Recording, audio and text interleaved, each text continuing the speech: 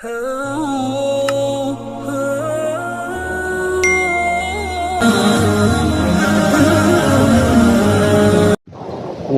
ونصلي على رسوله الكريم اما بعد فاعوذ بالله من الشيطان الرجيم بسم الله الرحمن الرحيم وأمر أهلك بالصلاة واصطبر عليها لا نسألك رزقا نحن نرزقك والعاقبة للتقوى وقالوا لولا يأتينا بآية من ربه أولم تأتهم بينة ما في الصحف الأولى ولو أنا أهلكناهم بعذاب من قبله لقالوا ربنا لولا أرسلت إلينا رسولا فنتبع آياتك من قبل أن نذل ونخزى قل كل متربص فتربصوا فستعلمون من أصحاب الصراط السوي ومن اهتدى. سورۃ طٰہٰ کا درس چل رہا ہے.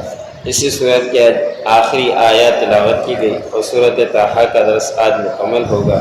آیت نمبر 132 سے لے کر 135 تک تلاوت کی گئی. ان آیتوں کے اندر اللہ رب العزت نے فرمایا کہ خود بھی نماز پڑھیے اور اپنے اہل والوں کو بھی نماز کا حکم دیجیے. یہ ایسا حکم ہے کہ اللہ رب العزت نے قرآن پاک کے اندر بھی دیا اور نماز کا حکم بار بار قرآن پاک کے اندر آیا ہے. اور تقریباً مفسرین نے لکھا ہے کہ 72 دفعہ قرآن پاک کے اندر نماز کا تذکرہ آیا ہے. شیطان مردود کو صرف ایک دفعہ حکم ہوا تھا تو اس نے سجدے سے انکار کر دیا تو راندہ درگاہ ہو گیا.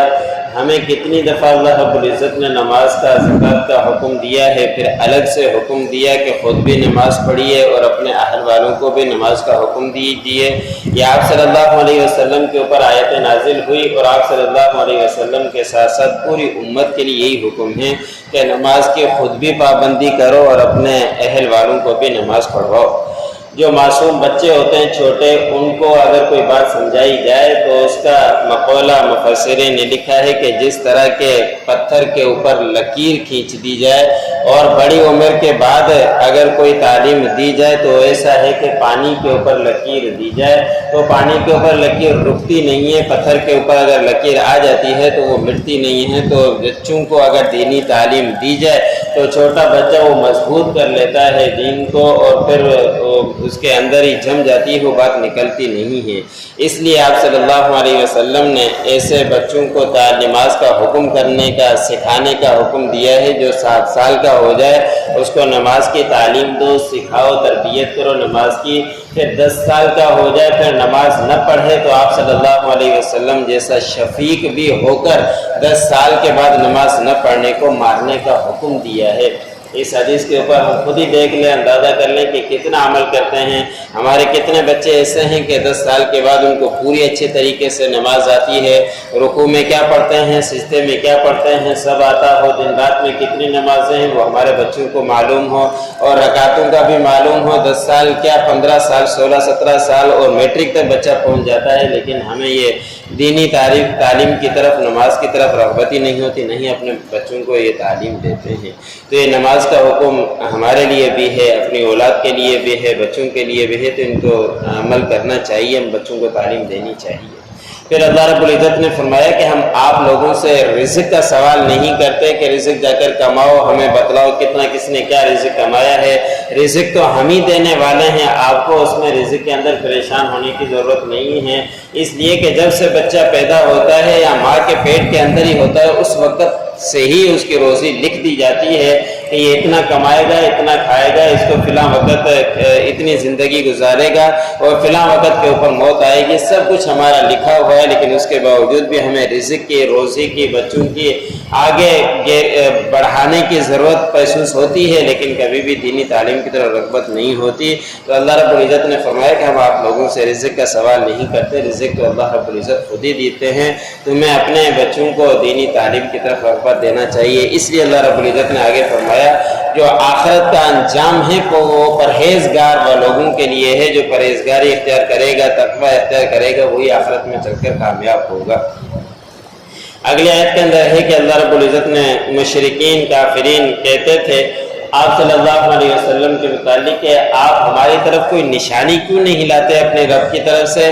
اگر کوئی نشانی آ جاتی تو ہم آپ کی بات کو مان لیتے۔ حالانکہ سب سے بڑی نشانی یہ ان کے سامنے قرآن پاک تھا، اور یہ اس قرآن پاک کے ایسی بڑی نشانی کہ سارے عاجز ہو گئے، اس کا مقابلہ نہیں کر سکے۔ اس سے بھی اور کون سی بڑی نشانی چاہتے ہیں؟ وہ شعر شاعری کے اندر مشہور تھے، ہر چیز کی شعر شاعری اتنی بڑی کہہ دیا کرتے تھے، لیکن قرآن کا مقابلہ نہیں کر سکے۔ اتنی بڑی نشانی ہونے کے باوجود بھی وہ اور سے نشانی اپنی طرف سے مانگا کرتے تھے۔ قرآن پاک کے اندر دوسرے مقام پر تذکرہ ہے کہ وہ کہا کرتے تھے کہ آپ کا سونے کا گھر ہو، سونے کے دیواریں ہوں اور زمین ہوں اور باغات ہوں، اور ہمارے سامنے آپ آسمان کے اوپر چڑھ جاؤ، وہاں سے کتاب لے کر آؤ اور ہاتھ میں ہو، کھلی ہوئی ہو، ہم دیکھیں۔ اس طرح کے اعتراضات کیا کرتے تھے، اس طرح کی نشانیاں مانگا کرتے تھے۔ باقی تو ساری کی ساری نشانیاں ان کے پاس پہنچ چکی تھی اور کئی معجزات خود دیکھ چکے تھے۔ پانی کی قلت کا زیادہ ہونا، چاند کے 2 ٹکڑوں کا ہونا، اور بھی بہت ساری نشانیاں جو انہوں نے دیکھی، لیکن جو ضد پر آ جائے میں نہ مانوں، اس کا کوئی علاج نہیں ہوا کرتا۔ حدیث مبارک میں آتا ہے کہ آپ صلی اللہ علیہ وسلم صحابہ اکرام کے ساتھ بیٹھے تھے، ایک نوجوان آیا کہ کہنے لگ گیا کہ میں نے سنا ہے کہ آپ نبوت کا دعویٰ کرتے ہو۔ آپ صلی اللہ علیہ وسلم نے فرمایا کہ میں دعویٰ نہیں کرتا، اللہ رب العزت نے مجھے نبی بنا کر بھیجا ہے، میں دینی تعلیم دیتا ہوں۔ تو اس نے کہا کہ اگر آپ سچے نبی ہو تو یہ درخت سامنے کھجور کا لمبا ہے، اس سے جو کھجی لگی ہوئی ہے یہ آپ کے پاس آ جائے تو میں آپ کو بات کو مان لوں گا۔ تو آپ صلی اللہ علیہ وسلم نے فرمایا کہ یہ میرے اختیار میں نہیں ہے، اگر اللہ رب العزت چاہے تو ایسے ہو سکتا ہے، اگر ایسا ہو گیا تو کیا آپ ایمان لے کر آؤ گے؟ تو اس نے کہا کہ میں ایمان لے کر آ جاؤں گا۔ آپ صلی اللہ علیہ وسلم نے کھجور کی ٹہنی کی طرف اشارہ، گچھے کی طرف اشارہ کیا، وہ گچھا آپ صلی اللہ علیہ وسلم کی گود میں آیا اور اسی وقت اس نے کلمہ پڑھ لیا۔ پھر آپ صلی اللہ علیہ وسلم نے اشارہ کیا، وہی کھجور کا گچھا وہ دوبارہ درخت کے اوپر جا کے لٹک گیا اشارے کے بعد۔ تو جو مان لیتا ہے وہ تھوڑی سی نشانی دے کر مان لیتا ہے، جو نہیں مانتا وہ نہیں مانتا۔ چاند کے 2 ٹکڑے جب انہوں نے کافر مشرک لوگ آئے اور انہوں نے آ کے کہا کہ ہمارے سامنے چاند کے 2 ٹکڑے کر کے دکھلا دو، ہم مان جائیں گے، تو آپ صلی اللہ علیہ وسلم نے چاند کی طرف اشارہ کیا تھا، 2 ٹکڑے ہو گئے، ایک مشرق کی طرف چلا گیا، ایک مغرب کی طرف۔ ہر کوئی ایک دوسرے سے پوچھ رہا کہ آپ کو بھی 2 نظر آ رہے ہیں کہ ٹکڑے ہو گئے؟ سب نے ان کے اقرار بھی کیا لیکن نہیں مانا، انکار کر دیا۔ جو نہ مانے اس کا کوئی علاج نہیں ہوا کرتا۔ تو پھر اللہ رب العزت نے فرمایا کہ ان کے پاس جو پہلے صحیفے ہیں، یہود نصارہ جن کے پاس کتابیں جو آئی، تورات، زبور، ان کے اندر بھی یہ نشانیاں موجود تھی کہ آخری نبی آئے گا اور وہ آ کے دینی تعلیم دے گا، اس کا نام احمد ہوگا۔ ساری حقیقت کے باوجود بھی وہ نہیں مانا کرتے تھے۔ پھر اللہ رب العزت نے فرمایا کہ اگر ہم ان لوگوں کو ہلاک کر دیں، ان کے اوپر عذاب آ جائے، پھر یہ لوگ ایک کہیں گے یہ بات کہ ہمارے پاس رسول کیوں نہیں بھیجا آپ نے؟ اگر آپ ہمارے پاس رسول بھیجتے تو ہم مان لیتے، ہم ان کی پیروی کرتے، آپ کی نشانیوں کی پیروی کرتے، ہم اس سے پہلے نہ رسوا ہوتے اور نہیں ذلیل ہوتے۔ ہمارے پاس کوئی آیا نہیں تھا رسول، اس لیے ہم گمراہ ہو گئے۔ تو اللہ رب العزت نے فرمایا کہ اگر ہم ان کو ہلاک کر دیتے تو یہ اعتراض کرتے، لیکن ان کے پاس رسول آ بھی چکا لیکن پھر بھی یہ نہیں مانتے۔ تو اے نبی آپ ان سے کہہ دیجئے کہ انتظار کیجئے، میں بھی انتظار کرنے والا ہوں، تم بھی انتظار کرو، پس ان قریب تم لوگ جان لوگے کہ کون ہے سیدھے راستے کے اوپر اور کون ہے ہدایت یافتہ۔ بس آنکھیں بند ہونے کی دیر ہے، وہ قیامت قائم ہو جائے گی، آنکھیں بند ہوتے ہی پتہ چل جائے گا کہ کون صحیح راستے پر تھا اور کون بھٹکا ہوا۔ وَأْمُرْ أَهْلَكَ بِالصَّلَاةِ وَاسْتَبِرْ عَلَيْهَا، حکم کیجئے اپنے گھر والوں کو نماز کا اور خود بھی اس کے اوپر قائم رہیے۔ لا نسألک رزقا، ہم آپ سے سوال نہیں کرتے رزق کا، نحن نرزقک، ہم آپ کو رزق دیتے ہیں، والعاقبۃ للتقوی، اور آخرت کا انجام پرہیزگار لوگوں کے لیے۔ وَقَالُوا لَوْلَا يَأْتِينَا بِآيَةٍ مِّن رَّبِّهِ، اور وہ کہتے ہیں کہ کیوں نہیں آتی ہمارے پاس نشانی آپ کے پروردگار کی طرف سے۔ اولم تأتِهِم بَيِّنَةٌ، کیا ان کے پاس نہیں آئی دلائل، وضاحت ان کے پاس نہیں آئی، ما فی الصحف الاولیٰ، جو پہلے صحیفوں کے اندر انہوں نے دیکھا، غور و فکر کیا انہوں نے کہ اس سے پہلے یہ حقیقت آ چکی ہے کہ وہ آخری نبی آئے گا۔